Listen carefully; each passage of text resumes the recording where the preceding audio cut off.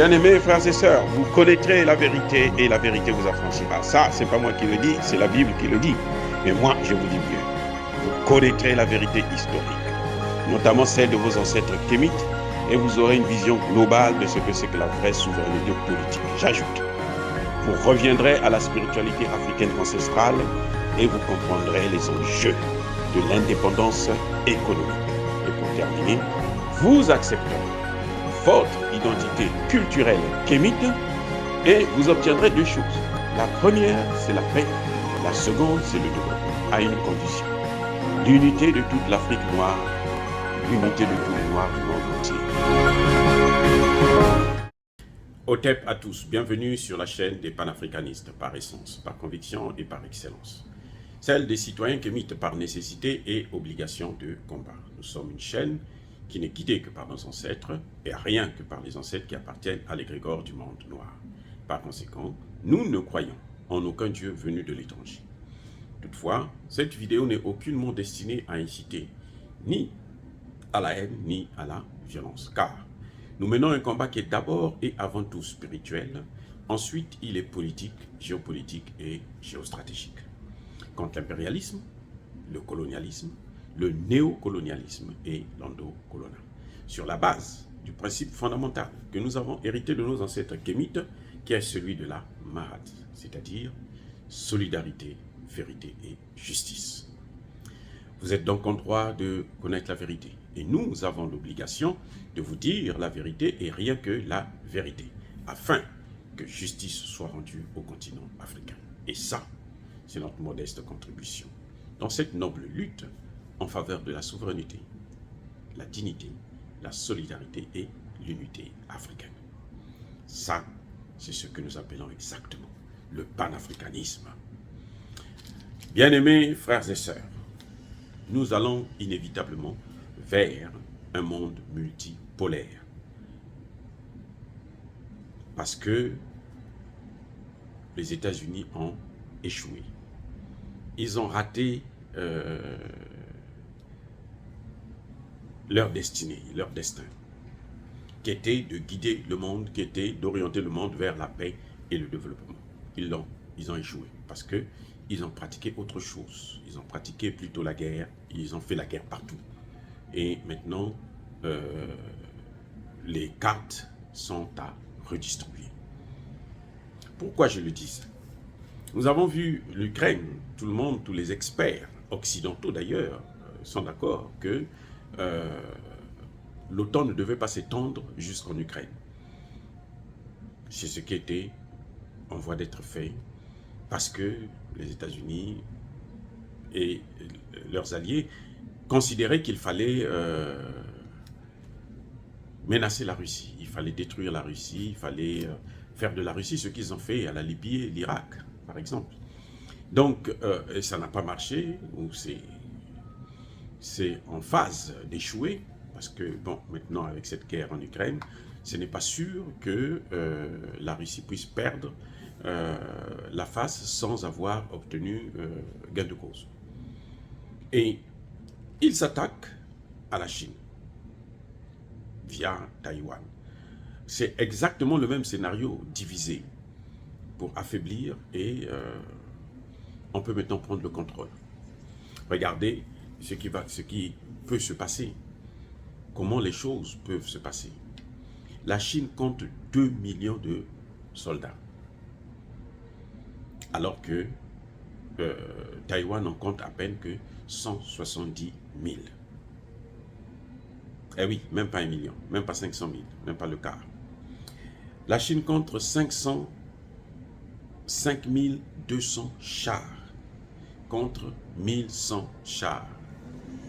La Chine compte 2300 avions de combat contre 700 avions de combat pour Taïwan. La Chine compte 777 navires de guerre contre à peine 177 pour Taïwan. Et enfin, la Chine compte 79 sous-marins contre 4 sous-marins. Donc Taïwan ne compte que sur les États-Unis. Ça veut dire quoi? Si les États-Unis disent à Taïwan que non, écoutez, Vous n'avez pas besoin de votre autonomie pour maintenir la paix dans le monde, pour maintenir la paix dans la sous-région. Eh bien, Taïwan ne va pas bouger. C'est clair. C'est comme aujourd'hui, si les États-Unis disent à l'Ukraine d'arrêter la guerre, de négocier avec la Russie et de préserver la sécurité de la Russie, la guerre s'arrête. Et chaque fois qu'il y a une guerre, il y a des répercussions un peu partout dans le monde. Vous savez, Taïwan est le premier pays producteur des semi-conducteurs qu'on utilise dans tout ce qui est électronique. Les ordinateurs, les téléphones, les avions, les voitures, tout ce qui est électronique, on a besoin de Taïwan. Mais ce que les gens oublient, c'est que la matière première vient de Chine et de Russie. Parce que pour fabriquer des semi-conducteurs, on a besoin de terres rares que la Russie fournit à Taïwan à hauteur de 90%. Pour fabriquer les semi-conducteurs, on a besoin d'un gaz spécial que la Russie produit et donne à Taïwan. Donc l'économie de Taïwan est basée sur ça.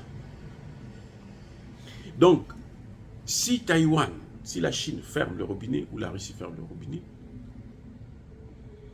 économiquement parlant, Taïwan va chuter. Et le monde avec, parce que c'est Taïwan qui fournit pratiquement le monde entier. La société taïwanaise semi-conducteur factory, hein, TSMC. Voilà, c'est ça justement. Et ça va affecter le monde entier. Donc, l'Occident a intérêt à calmer le jeu pour éviter d'aggraver la situation. Parce que ça aura des répercussions, ça aura un effet boomerang, non seulement sur Taïwan, mais aussi sur le reste du monde. Le temps qu'on puisse aller prendre les matières premières en Afrique et tout, créer des sanctuaires et autres, je crois que l'économie aura déjà un coût. Vous allez me dire que la Chine aussi a du mal à se relever de la crise du Covid, mais c'est plus dur pour Taïwan et pour le reste du monde que pour la Chine. Donc c'est ça qui me fait dire que nous allons inévitablement vers un monde multipolaire, puisque les États-Unis ont échoué. Il faut qu'il y ait plusieurs zones d'influence. Et dans ça, j'interpelle donc les pays africains, les dirigeants africains de prendre leurs responsabilités. Et la première responsabilité, c'est d'abord de sortir de la zone franc et créer un espace géopolitique sûr, c'est-à-dire les États-Unis d'Afrique. On ne peut pas créer les États-Unis d'Afrique s'il n'y a pas une monnaie africaine commune. Donc il faut passer par là, il faut sortir surtout du CFA. Le CFA, c'est l'accord de coût. Hein? C'est comme ce qui permet à la France de tout le temps étrangler les pays africains. Et je ne comprends pas pourquoi jusqu'à présent, même Assimi Goïta, même Touadéra, n'ont pas encore pensé à sortir de la zone franc. Touadéra essaie de contourner un peu la situation, mais ce n'est pas ça. Il faut sortir de la zone franc. Il faut qu'il y ait un pays qui prend la décision de sortir définitivement de la zone franc et les autres vont suivre. Ce pays, c'est lequel? Je n'en sais rien. Il faut qu'il y ait quelqu'un qui comprend que, effectivement, le temps du règne de la France est terminé en Afrique. Il faut maintenant que la France se mette dans les rangs et que quand elle veut venir coopérer en Afrique, elle ne vient pas comme venir nous insulter comme Emmanuel Macron l'a fait dernièrement. Nous sommes des hypocrites, nous sommes naïfs. Non, c'est lui qui est hypocrite, c'est lui qui est naïf parce que lui, il est criminel carrément. Donc voilà, bien-aimés frères et sœurs, est-ce que dire cela, que nous allons vers un monde multipolaire, c'est inciter à la haine ou à la violence? Non, nous ne souhaitons pas qu'il y ait la guerre. De toutes les façons, le monde a horreur, la nature a horreur du statu quo. Les États-Unis ont régné comme première puissance, ils ont dominé le monde entier. Maintenant, ce règne-là doit s'arrêter, il faut que ça s'arrête un jour, qu'on le veuille ou non. Parce que ce sont les lois de la nature. Et ça, on ne peut pas changer ça, puisque Dieu ne tolérera jamais qu'on puisse changer ce genre de principe. Alors, il ne me reste plus qu'à vous dire, soyez bénis par le Dieu de Kémit. J'ai dit et j'assume.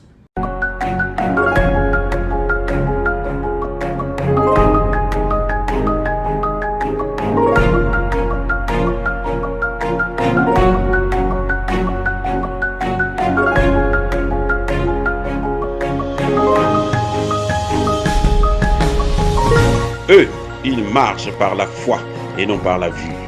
Mais moi, je vous conseille vivement de marcher par la connaissance scientifique et historique, notamment celle de nos ancêtres kémites, par les 5 sens et par l'intelligence. À vous, à Pierre.